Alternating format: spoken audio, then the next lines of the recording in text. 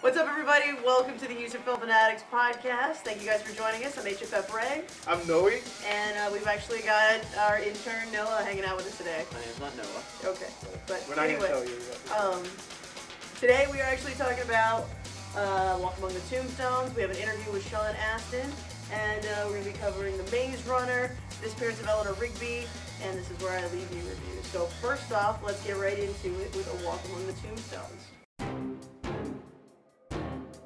Okay, so I have to say, this movie shook me up. I like to compare it to another movie. If you guys have seen Prisoners, you're going to love this movie. A Walk Among the Tombstones. Ever since Prisoners, I haven't been shooken up by a movie so much, especially the ending. It was just so tense. Marie is a cold-hearted serial killer, and Marie was freaking out with me. We had a little moment. We were like, freaking out together.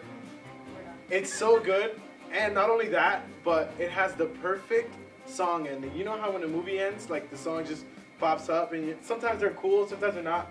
This one is great. I give this movie a 9. This, man, it was really good. And you mean that not because you like every movie that you see, but like you really liked this one? I really like this movie, one, because I watch Criminal Minds a lot, and it's kind of similar. It has that similarities. I'm not going to say what. I watch Criminal Minds a lot, and the movie Prisoners with Hugh Jackman in it. It's comparable, and I will say it's up there with Prisoners. So Liam Neeson knocked one out of the park with us. Liam Neeson always knocks it out of the park, and he always knocks one up. He's knocking people up. He's knocking people. I didn't know that's what this movie was about. It's not about knocking people up. But if you like Prisoners and Criminal Minds and all these cases type movie, check out A Walk Among the Tombstones. All right, well, we actually had a chance to sit down and interview with Sean Astin, and we got to talk to him about all sorts of things, including his favorite books that have turned into movies, and his new TV show, The Strain, all sorts of cool stuff, so check out that interview now. Are you a fan of any books that have become a major motion picture, or any recent ones at least? The Lorax was my favorite book when I was younger, and I actually wanted to play the Lorax. I wanted to do the voice of the Lorax when I heard they were making that movie, so I don't think there's much of a chance that I get to do that, but I've read the book like to a million different classrooms when my kids were all growing up, and different settings and something, so I am the Lorax. Why, do you have a favorite? I really enjoyed The Giver. I enjoyed it a lot. Have you read anything about Lois's feeling about it? I had heard that she had given it like her seal of approval, and that she actually enjoyed it, and a lot of the people were really freaking out about it, saying, "Oh, I can't believe they destroyed this book and they changed all this stuff." But I really didn't think it was bad changes either. I really liked it. Okay. Anyhow. Well, last question we want to ask you: as you're walking down the street, what does an average American recognize you most for? Rudy, Samwise, The Goonies? Which one? Yesterday we had a guy, an electrician, come out, Hispanic, Mexican, and I walked in, he goes, "Oh, I know you, right?" And I was like, "Yeah?" He goes, "Yeah." And then he starts confusing me with like 10 different actors. Oh, wow. I'm like, "Do you want me to tell you?" He goes, "No, hold on. And he's trying to place it. He can't quite place it. And then I have to go and make a phone call. And I don't know if my wife told him who I was, but I came back out there and he goes, "Dude, Joe Rudy." Joe Rudy. The movies that you wouldn't think that I get recognized for a lot are like 50 First Dates. 50 First Dates. Yes. So another cool movie we had a chance to check out this week was The Maze Runner, and based on the James Dasher book, it's one of the next big trilogies being brought to the big screen, and me and intern Noah actually got a chance to sit down and watch that.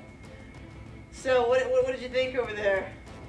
I mean, it stayed somewhat close to the book. When you say somewhat close to the book, you Wait, mean like what's there? if we were on a road and we're driving, okay, and this road is like the book, and this one is like the movie, it kind of just does this for me. Before you answer that, was there actually a maze?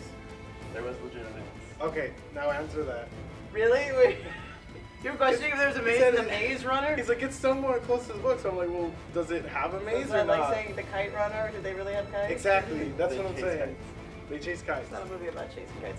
But, okay, so like if I hadn't read the books, I think that I would have thought this was a pretty legit movie. I really do. But because I have like fairly recently read the books, I was just too busy picking things apart, like, oh, they didn't do that, they totally switched that, they changed that. But like I don't know. I guess like I said, if you haven't seen the book, I think you would really like this movie. I mean, I thought it was legit either ways, and I read the books and I enjoyed it. So. All right. Well. Are you one of those people that kind of like tears up a movie if it's not like the book? No, like look, okay. Only when it's a book that I we really, talked really about that like. with and I'm Sean like- Astin. I know, but like I feel like you've got to keep the main things of the book. Like there are certain like key points that are important to the story later that they totally just left out. And I'm not going to spoil it for you, but I do. You haven't read the other books. You've only read the first book, right? He's like, what other books? I read the first book, but I mean. But so like there's things that are like important in this book they left out that I feel like impact the other books, and it makes me sad. It was also rushed. It was really rushed. That was a really good point. No, and You know, they run. I know, but it wasn't like they were running to like rush the main. It was like Runner, they're rushing to. I felt like there was holes in the Running with story, kites. but yeah. I don't know. Overall, like I said, for those of you guys that have read the book, I would probably give this one a 5. For those of you that haven't read the book, I would have to give it a 7. Wow. I know, it's that big of a difference for me. I'm glad I went to a walk. Well, I mean, I wanted to go to this one too, but. Okay, so what would you give it, man? Now, for those who read the book, I say a solid 6 or 7, and for those who haven't, an 8. That's quite the difference, sir.